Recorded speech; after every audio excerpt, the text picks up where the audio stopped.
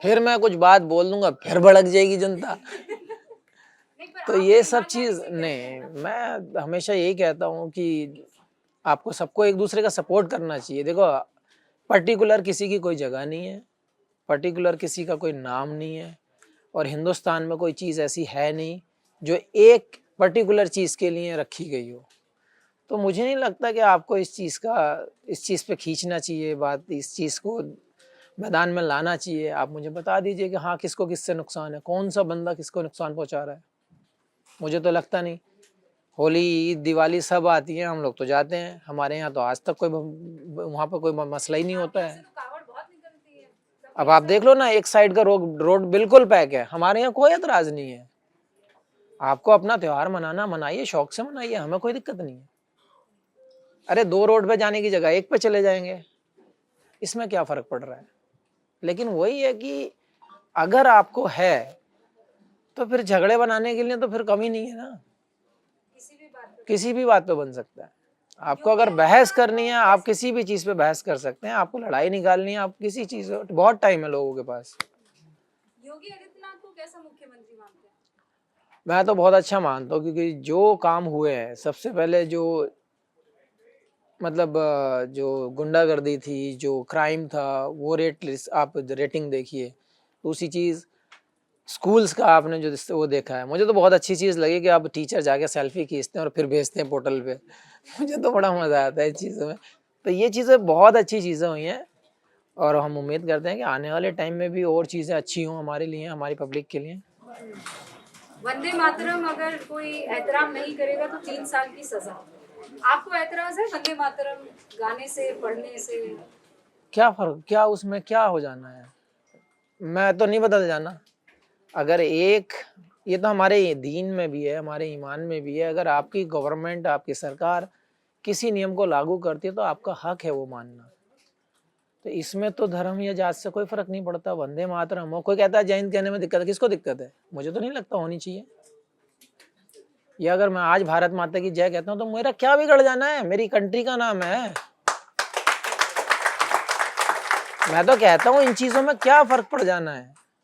आप हमेशा, मेरे सामने तो बहुत बार आ चुका है, मीडिया प्लेटफॉर्म के सामने बहुत सारे मुझे लाइव कैमराज में इस चीज का वो किया है। मुझे भाई किसी का कोई डर नहीं है। अगर लगता है, मैं खुद से डरता हूँ कि मैं खुद से बाहर ना हो जाऊं। बस एक ही चीज है कि आपकी जो गवर्नमेंट, आपका जो लॉ कहता है, आप उसको मानो, क्या दिक्कत है उसमें। बहुत बहुत सख्त और बहुत साफ सुथरा मैसेज यहाँ पर। प्रिया, कोई सवाल नहीं? शमी, क्योंकि आपको पूरी दुनिया फास्ट बॉलर के तौर पर जानती है, लेकिन 11 साल की आयरा के लिए मोहम्मद शमी क्या है? मैं भी ऐसा ही हूँ, जैसे नॉर्मल लोग माँ बाप होते हैं, सब ऐसा ही हूँ। मैं हमेशा बस यही दुआ करता हूँ कि उसका फ्यूचर अच्छा हो, उसका कैरियर अच्छा हो, और कोशिश करता हूँ कैसे और कब और कैसे उसको फैसिलिटी दी जाए। आखिरी बार मुलाकात कब हुई थी आपकी? जब कलकत्ता मैचेस होते हैं, आती है बीच बीच में डिनर पे, तो डिनर पे बुला लेता हूँ। डिनर पे बीच बीच में होता है मुलाकात। बट ये है कि मैं भी रेगुलर टाइम नहीं दे पाता हूँ कि हाँ, क्योंकि मैचेस में बिजी रहता था। अब आकर थोड़ा सा फ्री हुआ हूँ, तो अब सोचा जाए उस प्लानिंग के बारे में, होपफुली कि उसका फ्यूचर अच्छा हो। आपके फ्यूचर का क्या करें? मेरा फ्यूचर टचवुड अल्लाह करा, मैं यहीं बैठा हूँ आपके सामने, यहीं बैठ जाऊंगा आगे जब कुछ नहीं मिलेगा। तो कोई मिसेज शमी जल्दी आने वाली है नहीं आने? अरे यार, अब नहीं, बस माफ करो गुरुजी। इतना खौफ है आपको शादी बहुत, एक ही बहुत है। से? चलिए आगे बढ़ते हैं। इन नामों को सुनकर शमी को क्या बात याद आती है? बदरुद्दीन सिद्दीकी।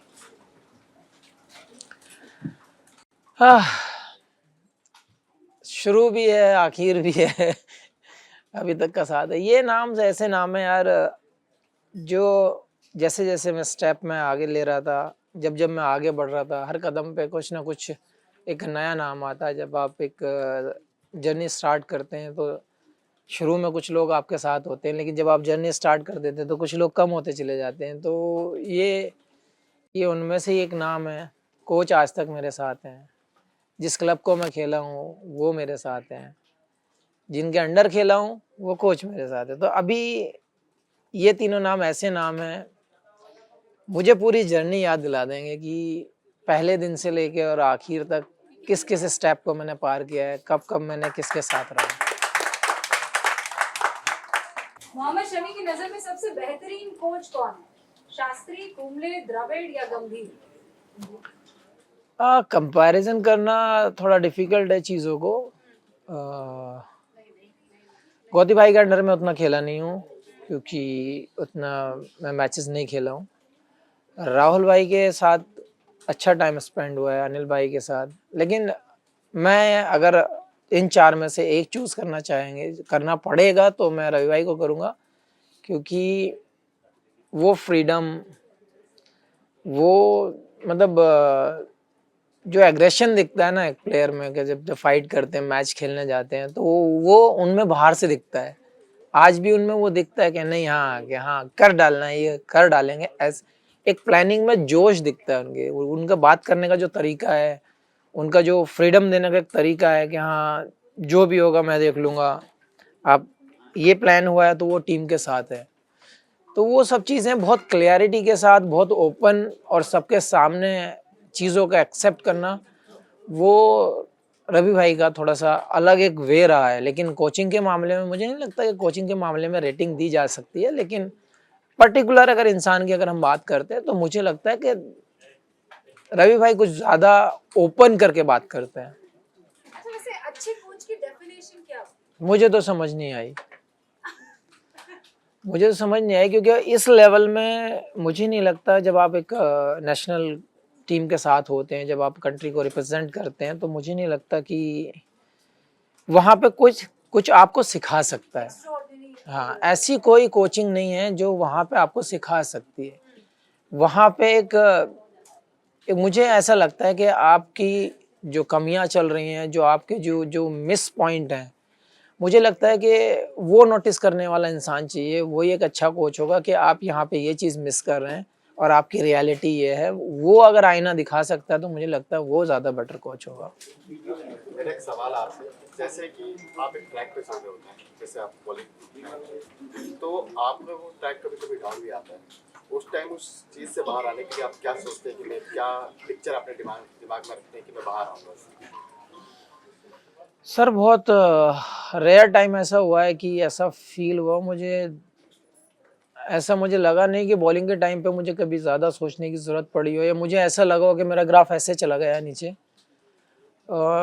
ऐसा हुआ नहीं है, लेकिन मेंटली कभी-कभी ऐसा लगता है जब हीट ज़्यादा होता है या फिर मतलब विकेट ज़्यादा पाटा हो तो आदमी टायर्ड होने लगता है।